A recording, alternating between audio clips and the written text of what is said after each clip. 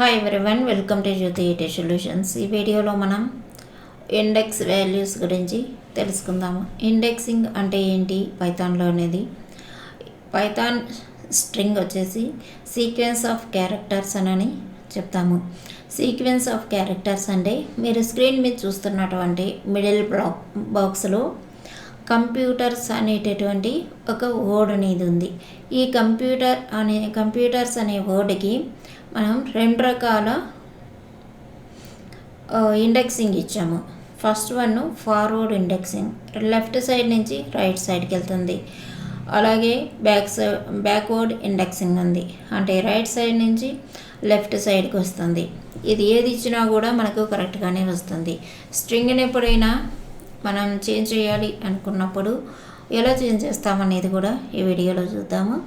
ఇక్కడ కంప్యూటర్స్లో సికి forward indexing వచ్చేసి ఎప్పుడు కూడా స్టార్టింగ్ 0 తోటి స్టార్ట్ అవుతుంది. అలాగే 0, 1, 2, 3 ఇలా మనకు ఒక్కొక్క లెటర్కి అంటే ఒక్కొక్క క్యారెక్టర్కి ఒక్కొక్క నెంబర్ అనేది వస్తుంది. అలాగే బ్యాక్వర్డ్ ఇండెక్సింగ్లో మనకు -1, 2, -2, -3 ఇలా నెగటివ్ నెంబర్స్ తోటి బ్యాక్వర్డ్ ఇండెక్సింగ్ అనేది జరుగుతుంది. ఇది మనం ఎలా చేస్తాము అనేది మనం ఈ వీడియోలో చూస్తే అర్థమవుతుంది. ప్రాక్టికల్గా చూసినప్పుడు ఇక్కడ ఇలా జస్ట్ ఇండెక్సింగ్ అంటే ఏంటనేది తెలుసుకోవడం కోసమే మనం ప్రాక్టికల్గా చూసినప్పుడు మాత్రమే ఇది మనకు బాగా అర్థమవుతుంది. ఇప్పుడు ప్రాక్టికల్గా చూద్దాము. నేను ఇక్కడ పైథాన్ ఐడిఎల్ఏలో లాగిన్ అయ్యాను.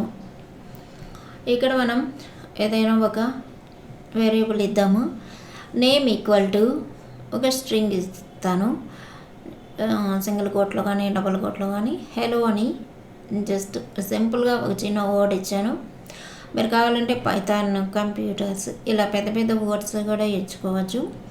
నేమ్ ఇప్పుడు మనం ఏదైనా ఒక వాల్యూని ఒక క్యారెక్టర్ని చేంజ్ చేయాలి అన్నప్పుడు ఇండెక్స్ నెంబర్ ఇచ్చి చేంజ్ చేసుకోవచ్చు, కానీ స్ట్రింగ్లో అలా చేయలేము.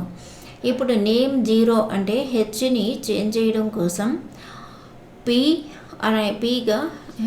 పీగా చేంజ్ కావాలని 0 అనే ఇండెక్స్ని యూజ్ చేశాను, కానీ ఇక్కడ ఎర్రర్ చూపించింది. ఎందుకు అంటే ఇది స్ట్రింగ్ అనేది ఇండివిజువల్ క్యారెక్టర్స్ని అలో చేయదు. అందువలన ఇప్పుడు నేమ్ హెలో అనేది చేంజ్ చేయాలి న్యూకి అన్నప్పుడు మనం డైరెక్ట్గా నేమ్ ఈక్వల్ టు న్యూ ఇచ్చినట్లయితే మన వేరియబుల్ అనేది చేంజ్ అయిపోతుంది. ఇలా స్ట్రింగ్ని చేంజ్ చేసుకోవచ్చు, కానీ ఇంటీజర్ని మనం చేంజ్ చేసుకోవచ్చు. ఎలాంటి ఇంటీజర్స్ని చేంజ్ చేసుకోగలం అనేది మనం లిస్ట్ చెప్పుకున్నాము ముందున్న వీడియోలో. ముందు వీడియో చూసినట్లయితే మాత్రమే ఈ వీడియో అనేది అర్థమవుతుంది.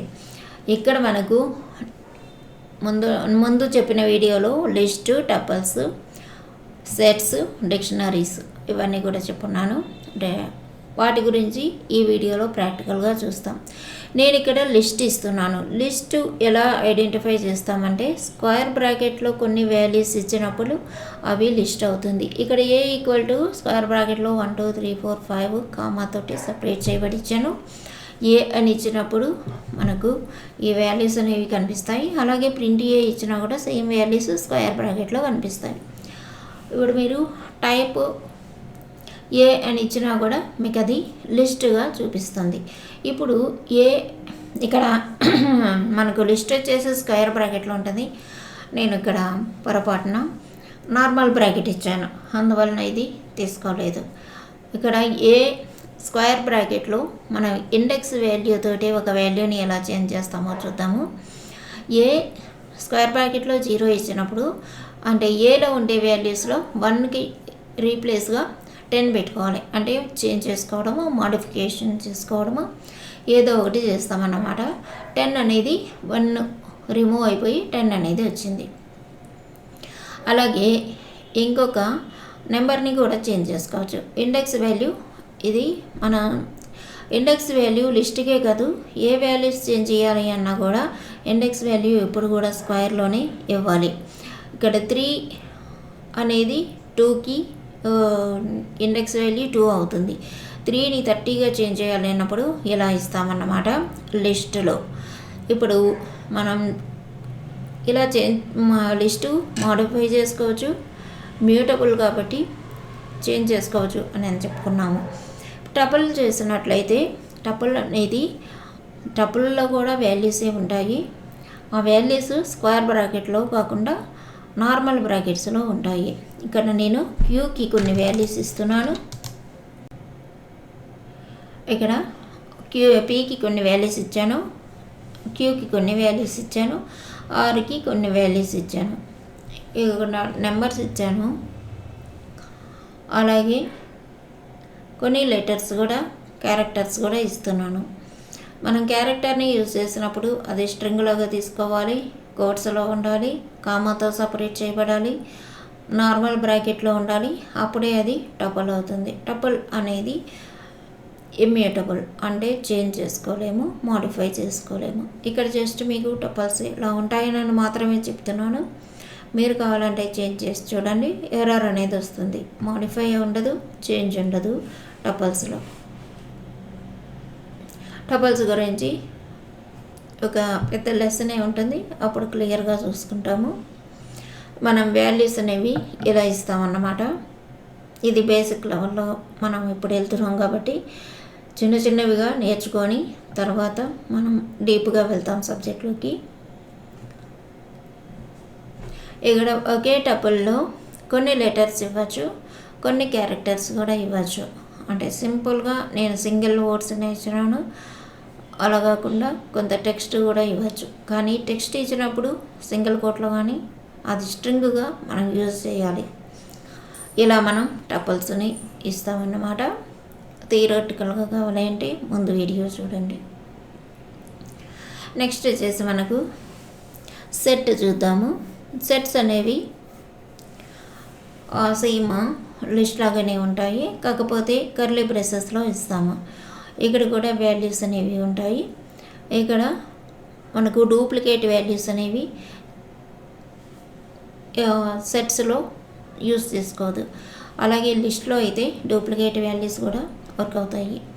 మై సెట్ 1 2 3 4 ఇచ్చాను. Print my set 1 2 3 4 as it ఈస్గా మనకు ప్రింట్ అయింది. మై సెట్ 1 ఈక్వల్ టు నేను ఇక్కడ ఇంకొన్ని వాల్యూస్ ఇస్తాను. 1 2 3 4 అగైన్ 4 ఇస్తాను.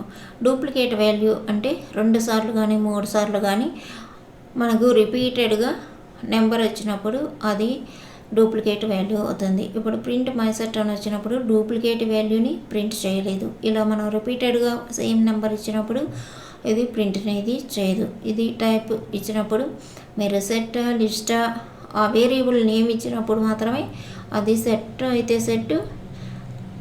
ఇప్పుడు టైపు బ్రాకెట్లో పి ఇచ్చినట్లయితే అది టపుల్ అని చూపిస్తుంది. టైపు బ్రాకెట్లో ఏ ఇచ్చినట్లయితే అది లిస్ట్ అని చూపిస్తుంది. టైపు మై సెట్ కానీ మై సెట్ 1 కానీ ఇచ్చినప్పుడు అది సెట్ అని చూపిస్తుంది. ఇక్కడ ఇంకొక సెట్ ఇస్తున్నాను. ఈ సెట్ ఎందుకంటే కన్ఫ్యూజన్ లేకుండా ఉండడం కోసం. ఒక సెట్లో సెట్ అనేది కూడా మనకు ఇమ్యూటబుల్, యాడ్ చేసుకోగలమే కానీ చేంజ్ చేసుకోలేము. దానిని ఇమ్యూటబుల్ అని అంటాము. ఇక్కడ సెట్లో లిస్ట్ ఇస్తున్నాను. ఇక్కడ సెట్ అనేది ఇమ్యూటబుల్, లిస్ట్ అనేది మ్యూటబుల్ కాబట్టి ఇక్కడ మనకు ఎర్రర్ చూపిస్తుంది. అన్హాషబుల్ టైప్ అని చూపిస్తుంది. అదే మనం సెట్లో టపుల్ ఇచ్చినప్పుడు సెట్ ఇమ్యూటబుల్లే, టపుల్ ఇమ్యూటబుల్లే. దానివల్ల మనకు ఎర్రర్ అనేది ఇక్కడ కనిపించదు. ఇలా మనం ఒక సెట్లో ఒక టపుల్ని కూడా యూజ్ చేసుకోగలం. నెక్స్ట్ వచ్చేసి డిక్షనరీస్ అంటే సేమ్ సెట్లాగే ఉంటుంది. కర్లీ బ్రేసెస్లోనే ఇస్తాము, కానీ కోలన్కి లెఫ్ట్ సైడ్ వాల్యూస్ ఉంటాయి, రైట్ సైడ్ వాల్యూస్ ఉంటాయి. దీనిని కీ వాల్యూస్ అని చెప్తాము. ఈ డిక్షనరీస్ అనేవి ఇవి ఎందుకు యూజ్ చేస్తాము, అవన్నీ కూడా ఎక్కడ యూజ్ చేస్తాము అనేవి మనం పెద్ద పెద్ద ప్రోగ్రామ్స్ చేసినప్పుడు అవి వస్తాయన్నమాట. ఇక్కడ ఓవల్స్ ఈక్వల్ టు నేను కర్లీ బ్రేసెసే యూజ్ చేస్తారు. డిక్షనరీస్ కూడా